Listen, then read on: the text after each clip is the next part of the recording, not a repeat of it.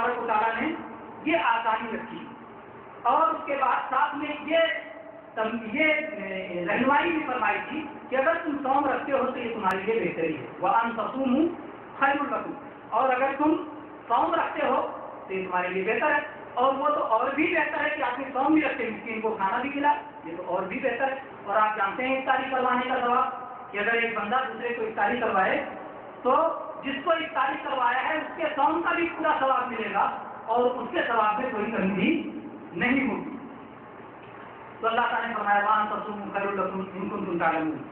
ایک تفسیر اس آیت کی یہ بھی کی گئی ہے وَعَلَى الَّذِينَ يُطِيقُونَهُ، کہ جو لوگ طاقت رکھتے ہیں، عربی زبان میں اصل میں یہ استعمال ہوتا ہے کہ جو لوگ مشقت کے ساتھ اس چیز کی طاقت رکھتے ہیں، یعنی جو صوم رمضان رکھ سکتے ہیں لیکن مشقت کے ساتھ، جیسے کوئی بوڑھا ہے یا دودھ پلانے والی عورت ہے یا بڑھیا عورت ہے یا حمل والی عورت ہے، تو ان عورتوں پر اور ایسے مردوں پر مشقت کے ساتھ روزہ وہ رکھ سکتے ہیں لیکن مشقت ہوگی، تو اللہ تعالیٰ نے انہیں یہ آسانی دی کہ وہ ہر دن کے بدلے ایک مسکین کو کھانا کھلا دیں، جیسا کہ عبداللہ ابن عباس رضی اللہ عنہ سے یہ تفسیر مروی ہے اور یہ تفسیر بالکل صحیح ہے، اور اس طرح سے بوڑھے مرد، بوڑھی عورتیں اور حمل اور رضاعت والی عورتیں کر سکتی ہیں۔ پھر اللہ تعالیٰ نے فرمایا فَمَن تَطَوَّعَ خَيْرًا فَهُوَ خَيْرٌ لَهُ، جو شخص نیکیوں میں سبقت کرے تو اس کے لیے بہتر ہے۔ تطوع کہتے ہیں برادہ و رغبت، اپنی خوشی سے کسی کے جبر و اکراہ اور کسی کی زبردستی کے بغیر کوئی کام کرنے کو، تو اللہ تعالیٰ نے کہا جو تطوع کرے، جو برادہ و رغبت کچھ کرے، نیکی کے کام کرے، جیسے صوم بھی رکھا، مسکین کو رضا و رغبت سے کھانا بھی کھلایا، یا رمضان کے علاوہ نفلی صوم رکھا تو یہ اس کے لیے بہت بہتر ہے۔ پھر اللہ تعالیٰ نے فرمایا وَأَن تَصُومُوا خَيْرٌ لَكُمْ إِن كُنتُمْ تَعْلَمُونَ، اور اگر تم صوم رکھو تو یہ تمہارے لیے بہتر ہے اگر تم جانتے ہو۔ کیا جانتے ہو؟ اگر تم صوم کے فائدوں کو جانتے ہو، دنیاوی فائدوں کو جانتے ہو، اخروی فائدوں کو جانتے ہو، پھر یہ تمہارے لیے بہتر ہے کہ تم صوم کو اپناؤ۔ پھر اس کے بعد میں اللہ تعالیٰ نے جو کہا تھا چند دن رکھنا ہے، اس کی اللہ نے آگے تفصیل کی، وہ چند دن کون سے ہیں؟ اللہ تعالیٰ نے فرمایا شہر رمضان الذی انزل فیہ القرآن، رمضان وہ مہینہ ہے کہ جس میں اللہ تبارک و تعالیٰ نے قرآن پاک کو نازل فرمایا۔ اللہ تعالیٰ سب کا خالق ہے، انسانوں کا بھی خالق ہے، وقت کا بھی خالق ہے، چیزوں کا بھی خالق ہے، ساری چیزوں کا خالق ہے، سب کو اسی نے پیدا کیا ہے، لیکن اس پیدا کرنے والے نے اپنی مخلوقات میں فضیلت و برتری رکھی ہے، کسی کو منتخب کیا ہے، کسی کو اختیار کیا ہے، کسی کو چن لیا ہے۔ چنانچہ اگر ہم دیکھیں تو اللہ کے نبی صلی اللہ علیہ وسلم کو اللہ تبارک و تعالیٰ نے سارے انسانوں پہ منتخب کر دیا اور محمد صلی اللہ علیہ وسلم کو سارے انسانوں پہ برتری عطا فرمائی، اور اسی طرح سے اللہ تبارک و تعالیٰ نے مکہ کو سارے روئے زمین پہ منتخب کر دیا اور مکہ کو سارے روئے زمین پہ برتری عطا فرمائی۔ جبریل علیہ السلام کو اللہ تعالیٰ نے سارے فرشتوں پہ منتخب کر دیا اور ان کو سارے فرشتوں پہ برتری عطا فرمائی۔ صحابہ کرام کو اللہ تعالیٰ نے پوری امت سے منتخب کر دیا اور ساری امت سے زیادہ صحابہ کرام کو فضیلت عطا فرمائی۔ اسی طرح سے اللہ تبارک و تعالیٰ نے رمضان کو مہینوں میں منتخب کر لیا اور سارے مہینوں میں اسے فضیلت و برتری نصیب فرمائی۔ اسی طرح سے دنوں میں اللہ تبارک و تعالیٰ نے رمضان کی راتوں میں، رمضان کی آخری 10 راتوں کو اللہ تعالیٰ نے منتخب کر دیا، انہیں بقیہ ساری راتوں میں فضیلت عطا فرمائی، اور دنوں میں ذوالحجہ کے 10 دنوں کو اللہ تعالیٰ نے منتخب کر دیا اور باقی سارے دنوں سے فضیلت عطا فرمائی۔ تو اس طرح سے اللہ تبارک و تعالیٰ جیسا کہ سورہ قدر کے آیت نمبروں میں منتخب کر لیا اور سارے مہینوں میں اسے فضیلت و برتری نصیب فرمائی۔ اسی طرح سے دنوں میں اللہ تبارک و تعالیٰ نے رمضان کی راتوں میں، رمضان کی آخری 10 راتوں کو اللہ تعالیٰ نے منتخب کر دیا، انہیں بقیہ ساری راتوں میں فضیلت عطا فرمائی، اور دنوں میں ذوالحجہ کے 10 دنوں کو اللہ تعالیٰ نے منتخب کر لیا اور باقی سارے دنوں سے فضیلت عطا فرمائی۔ تو اس طرح سے اللہ تبارک و تعالیٰ جیسا کہ سورہ قدر کی آیت نمبر 68 میں اللہ تعالیٰ فرماتا ہے وَرَبُّكَ يَخْلُقُ مَا يَشَاءُ وَيَخْتَارُ، آپ کا رب وہی خالق ہے، وہی پیدا کرتا ہے، جو چاہتا ہے پیدا کرتا ہے اور جس کو چاہتا ہے اس میں سے اختیار کرتا ہے، جس کو چاہتا ہے منتخب کرتا ہے۔ تو اللہ تبارک و تعالیٰ نے رمضان مبارک کو باقی مہینوں میں منتخب فرمایا اور اسے باقی سارے مہینوں پر فضیلت اور برتری عطا فرمائی۔ یہی وہ مہینہ ہے جسے ہم صبر کا مہینہ کہہ سکتے ہیں، جسے ہم تقوی کا مہینہ کہہ سکتے ہیں، جسے ہم शब कद्र का महीना कह सकते हैं, जिसे हम सखावत का महीना कह सकते हैं, जिसे हम कुरान करीम का महीना कह सकते हैं, क्योंकि बहुत सारी चीज़ें और बहुत सारी चीज़ें अल्लाह तबारक व तआला ने इस महीने में रखी हैं। और सब्र, हर तरह का सब्र इस महीने में पाया जाता है। ये सब्र का महीना है, इसमें आदमी गुनाहों से भी अपने आप को रोकता है और नेकियों पर जमे रहने के लिए भी बंदा सब्र करता है।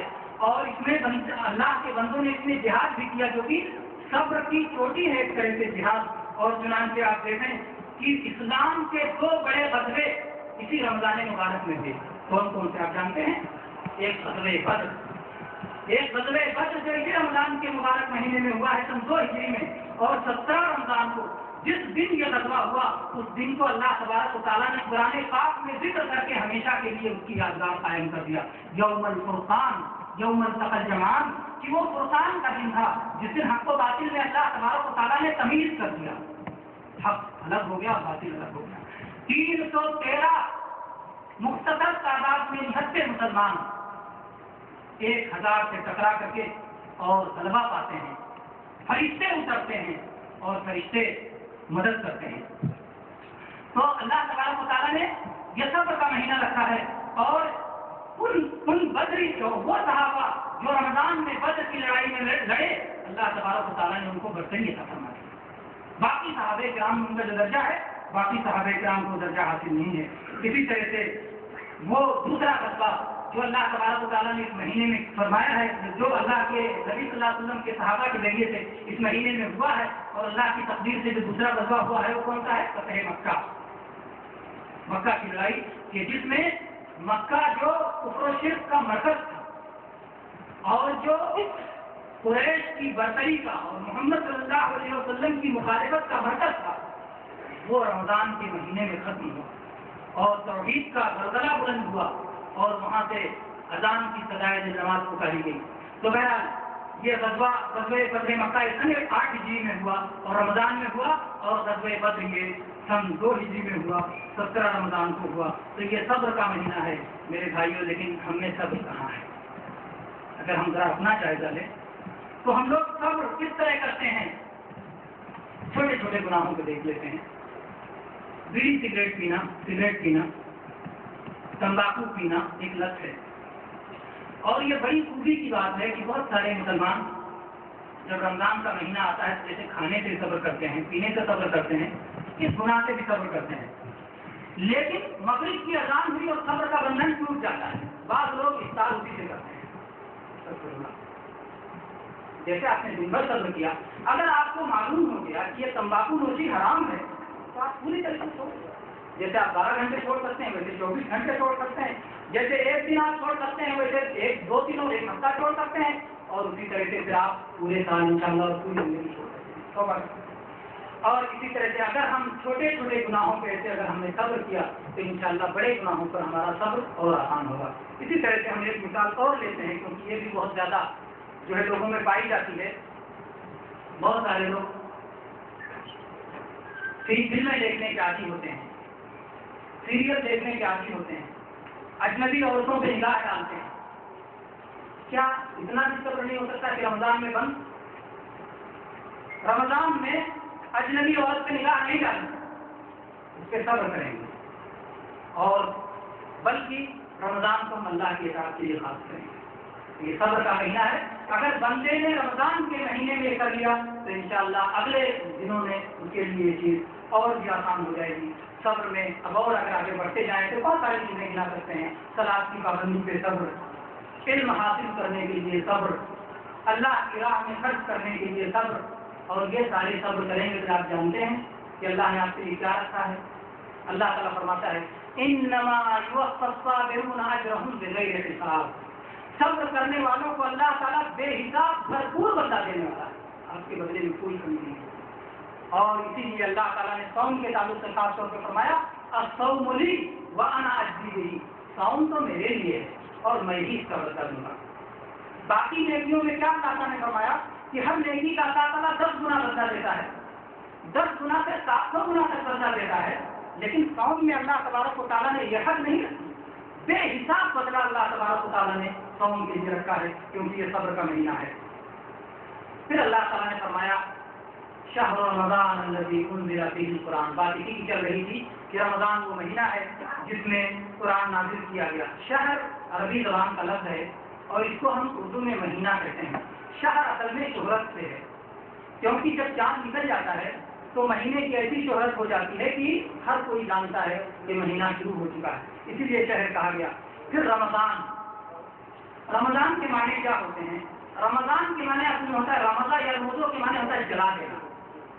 جب عربوں نے مہینوں کا نام رکھا تو یہ مہینہ اس گرمی میں تھا جس میں کہ جو ہے آدمی گرمی سے جلنے لگتا ہے اور تپنے لگتا ہے۔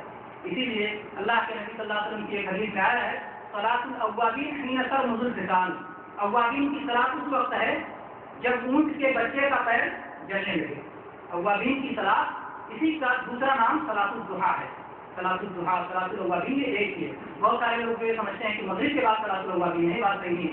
صلاۃ الاوابین، صلاۃ الضحیٰ، چاش کی، جس کو چاش کی نماز کہتے ہیں، وہ ہے تو جس وقت اونٹ کے بچوں کا پیر جلنے لگے۔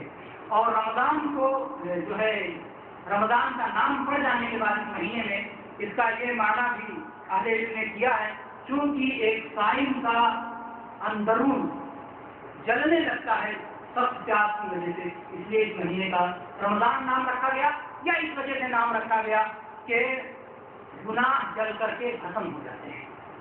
رمضان میں اگر بندہ اللہ تبارک و تعالیٰ کے حکم کے مطابق اور رسول اللہ صلی اللہ علیہ وسلم کے طریقے کے مطابق قوم رمضان کو ادا کرے تو گناہ جل کر کے ختم ہو جاتے ہیں، اس لیے رمضان کا نام پڑا۔ تو بہت سارے اسباب ہیں۔ اللہ تعالیٰ نے فرمایا کہ